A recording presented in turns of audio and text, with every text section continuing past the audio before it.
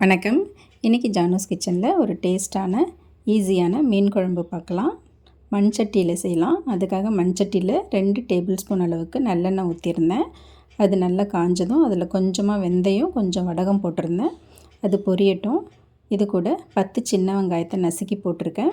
ஒரு 10 பல் பூண்டு நசுக்கி போட்டிருக்கேன். 3 பச்சை மிளகாய், கொஞ்சம் கருவேப்பிலை இதெல்லாம் சேர்த்து 2 நிமிஷத்துக்கு வதக்கி விட்டுக்கிறேன்.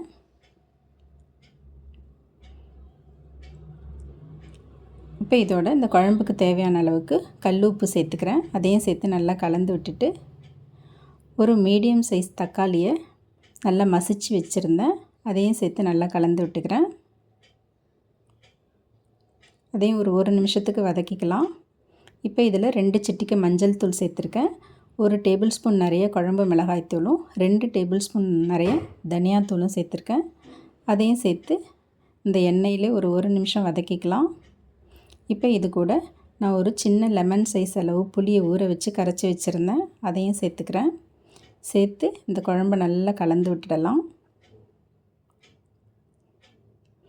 ஸ்டவ் மீடியம் ஃப்ளேம்லேயே வச்சு இதை நல்லா கொதிக்க வச்சிடலாம். இந்த மாதிரி நல்லா கொதித்து வரணும். இந்த குழம்போட கன்சிஸ்டன்சி கொஞ்சம் திக்காகட்டும்.